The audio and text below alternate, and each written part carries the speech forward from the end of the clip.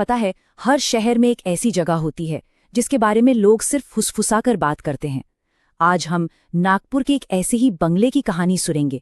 एक ऐसी जगह जो बाहर से जितनी शांत दिखती है, अंदर उतना ही गहरा और भयानक राज छुपाए हुए है। कहानी की शुरुआत ही इसी एक लाइन से होती है जो वहां के लोग कहते हैं। सोचिए, वो कहते हैं कि ये जो दीवारें हैं, ये किसी को बाहर रखने के लिए नहीं है, ये किसी चीज को अंदर कैद रखने के लिए है। वर्धमान नगर के एक बिल्कुल शांत से कोने में खड़ा है ये बंगला, जिसका गेट कभी नहीं खुलता। ऐसा लगता है जैसे इसने दुनिया से अपना नाता हमेशा के लिए तोड़ लिया हो, या शायद दुनिया को खुद से बचाने के लिए ऐसा किया हो। ये कोई ताला लगाकर बंद किया हुआ घर नहीं है, नहीं, यहाँ तो हर दरवाजे और हर खिड़की को हमेशा हमेशा के लिए ईंटों से चुनवा दिया गया है। एक भी रास्ता नहीं छोड़ा, ना अंदर आने का, ना बाहर जाने का। पर सवाल तो यही है कि आखिर कोई इतनी मेहनत क्यों करेगा किसी जगह को इस तरह दफनाने के लिए। तो हमारी कहानी शुरू होती है एक ऐसी ही रात से, जब 4 दोस्तों ने हिम्मत की इसी सवाल का जवाब ढूंढने की। ये थे वो 4 दोस्त। आकाश, जिसे हर रहस्य की जड़ तक जाना था। विवेक, जो हर बात को मजाक में उड़ा देता था। तुषार, जो थोड़ा सहमा सहमा रहता था। और इमरान, जो ग्रुप में हमेशा समझदारी की आवाज बनता था। और उन्होंने वक्त चुना आधी रात के बाद का, ठीक 12:20। कहते ना, ये वो वक्त होता है जब दुनिया सो जाती है और कुछ और जाग उठता है। ये सब असल में आकाश की जिद थी। उसे इन कहानियों पर बिल्कुल यकीन नहीं था। बोला, अरे यार, कितनी अफवाहें हैं इस जगह को लेकर, चलो आज खुद ही देख लेते हैं कि अंदर ऐसा भी क्या है। लेकिन जैसे ही वो बंगले के करीब पहुंचे, माहौल एकदम से बदल गया। हवा में एक अजीब चुभने वाली ठंडक आ गई, और फिर कुत्तों के भौंकने की आवाजें। पर वो नॉर्मल भौंकना नहीं था, वो चीख रहे थे, जैसे किसी ऐसी चीज को देखकर चेतावनी दे रहे हों जो उन्हें दिखनी नहीं चाहिए थी। और बस यहीं से सब कुछ बदलने वाला था। उनका मजाक, उनकी हिम्मत, सब खत्म होने वाली थी, क्योंकि दीवार के उस पार किसी ने उनकी मौजूदगी महसूस कर ली थी। विवेक ने अपने मजाकिया अंदाज में ईंटों की दीवार पर हाथ से दस्तक दी और हंसते हुए चिल्लाया, कोई है क्या अंदर?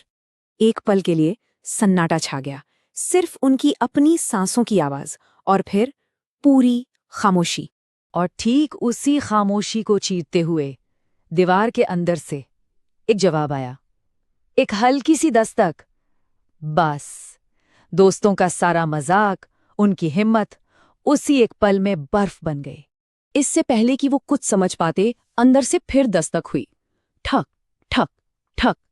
इस बार ज्यादा जोर से, ज्यादा गुस्से में, जैसे कोई बरसों की कैद से बाहर निकलने के लिए तड़प रहा हो। डर और हैरानी के बीच आकाश ने वो गलती कर दी जो किसी को नहीं करनी चाहिए थी। उसने अंदर झांकने का फैसला किया, और जो उसने देखा, उसने हमेशा के लिए सब कुछ बदल दिया। कांपते हुए हाथों से उसने ईंटों के बीच एक छोटी सी दरार ढूंढी और अपनी एक आंख उस पर टिका दी। बस एक बार देखना चाहता था कि अंदर आखिर है क्या।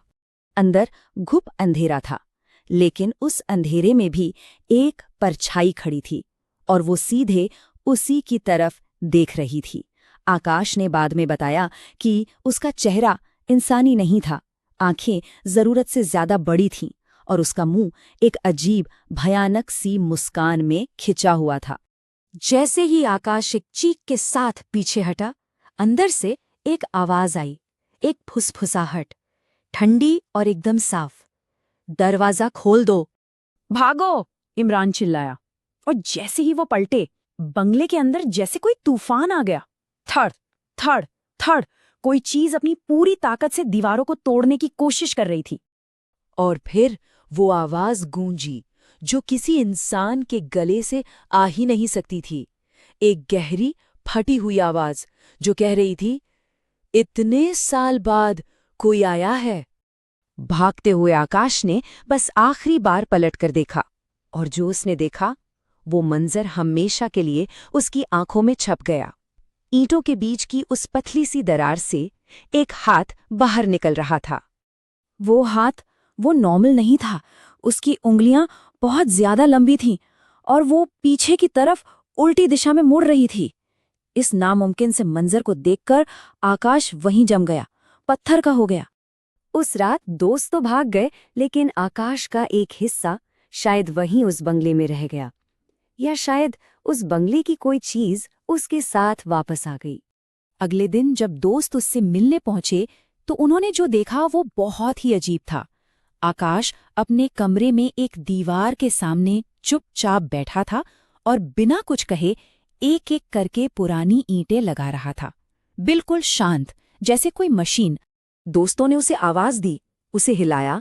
आकाश ने उनकी तरफ देखे बिना ही एकदम सपाट आवाज में कहा, अंदर जो है उसे बाहर नहीं आने देना चाहिए।